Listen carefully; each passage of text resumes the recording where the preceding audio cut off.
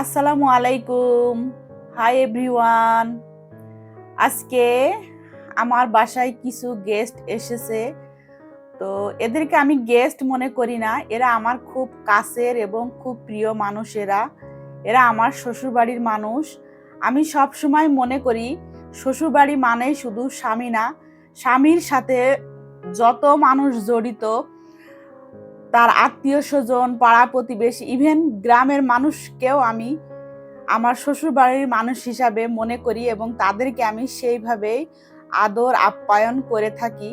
তো আজকে আমার বাসায় এসেছে কাননের আব্বুর চাচাতো ভাই, ভাবি আর ভাইয়ের ছেলে মেয়ে, নাতিপুতি, এরাই এসেছে আমার বাসায়। তো কাননের আব্বুর চাচাতো ভাই, বড় ভাই ফজলু ভাই, উনি আবার উমরা করতে যাবে, তো আমাদের সাথে দেখা করতে এসেছে। তো আমি আবার বলেছিলাম যে আমাদের বাসায় যেন তারা একটু খাওয়া দাওয়া করে। তো আমি সেইভাবে তাদের জন্য কিছু খাবার আয়োজন করেছিলাম। তো আমি গরু মাংস করেছিলাম, রোস্ট করেছিলাম, কোরমা করেছিলাম, ডাল করেছিলাম, পায়েস করেছিলাম, দই ছিল, তারপরে মাছ ছিল। মানে আমার সাধ্য অনুযায়ী আমি যতটুকু পেরেছি করেছিলাম তাদের জন্য। আমি চাই তাদেরকে সবসময় খুশি করতে, জানি না কতটুকু পারি তাদেরকে খুশি করতে। তো আমি চেষ্টা করি আমার মতো করে। তো ওই যে এই হলো নাতি ছেলে আর নাতি বিটার বউ, তারও আবার বাচ্চা আছে।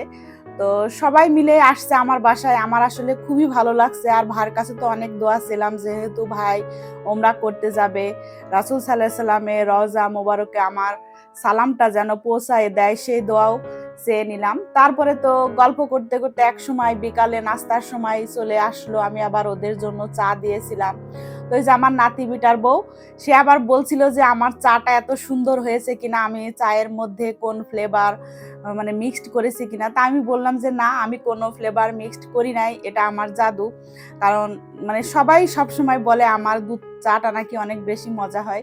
তো ওদেরকে চা করে দিয়েছিলাম। তো ওরা চা খাওয়া দাওয়া করছিল আর আমরা বসে গল্প করছিলাম। আমার তো মানে গল্প শেষই হচ্ছিল না, যেহেতু আমি গ্রামে বেশ কিছুদিন পর পর যাই।